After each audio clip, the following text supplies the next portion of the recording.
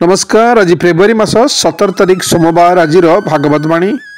भगवान कहउचंती कुरंग मातंग पतंग भृंग मीना हता पंज भीरवे पंज एक प्रमादिश कथं न हन्यते ज सेवते पंज भीरते पंज। अर्थात हरिणी हाथी पतंग भ्रमर एवं माछ शब्दादि गोटे गोटे विषय मोहग्रस्त होई नष्ट होइथांती।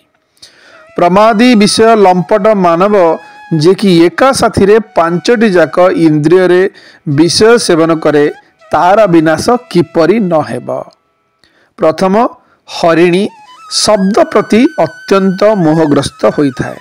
ताकू धरिया पई शिकारी मुरली बीणा आदि वाद्य यंत्र द्वारा मनमोहक स्वर रे बजांती।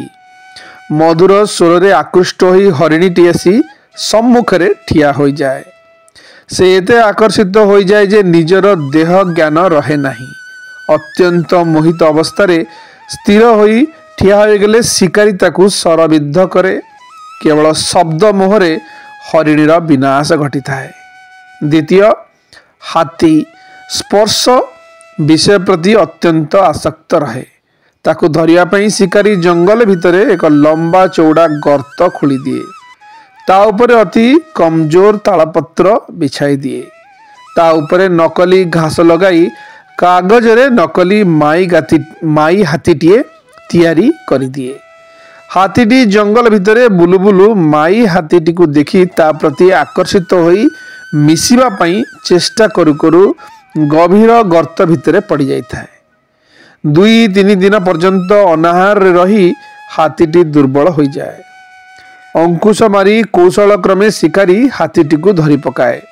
केवल गोटे स्पर्श इंद्रिय सुख पई हाथीटी दुर्दशा भोग करे। तृतीय पतंग रूपरे मोहित होइथाए। दीप शिखार उज्जवल आलोक देखी अत्यंत विमोहित होई सेठारे मृत्युवरण करे। पतंग ता आखिरे देखुथाए मो भली अनेक एठारे पड़ी मरिछंती, तथापि विवेक शून्य होई मृत्यु मुखरे पड़ी थाए। रूप मोह तार मृत्युर कारण होता है। चतुर्थ भ्रमर गंध को भारी भल पाए। विभिन्न फूलर गंध ग्रहण करी शेषरे पद्म फूलर उत्कट बासन रे विमोहित होई पाखुड़ारे बंदी हो जाए। जो भ्रमर काठ भली कठिन वस्तु को काटी पकाए सेई भ्रमर सूर्यास्त परे पद्मर सुगंधरे मोहित होई राति सारा छटपट होता है। व्याकुल हुए रात्रिर अवसान केबे हेब, मु मुक्त केबे हेबी। ठीक यही समय हाथी आसी पद्म पोखरी रे पड़ी पशी पद्म नाड़ खाई थाए। भ्रमरटी मृत्युवरण करे। मनुष्यर संसार रे यही दशा होता है। संसार भोग करू करू मृत्युर डाकरा पहुंच जाए। तार इच्छा नथिले मध्य मृत्यु कबलित करि पकाए। माछ रस विषय बहुत आग्रही थाए। शिकारी बंशी कंटारे खाद्य देई ता पाखको छाड़ी दिए। माछटी जिन्हा स्वाद ग्रहण करिबारे एते मोहग्रस्त होइथाए जे पाटिरे बंशी कंटाटी गिली जाए। एही समय शिकारी टाणी नहीं मारी दिए। रस मोहरे पड़ी माछर मृत्यु हुए। गोटे गोटे इंद्रियर विषय भोगरे पड़ी ये सबु जीव मृत्यु मुखरे पड़ी थांती। मात्र मनीष 5टी जाक इंद्रिय बासना भोग करिबारे सबु बेले व्याकुल रही थाए। तेबे मनीषर अवस्था कौन न हेब।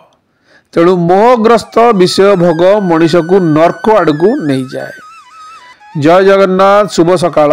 दिनटी आपणकर मंगलमय हो।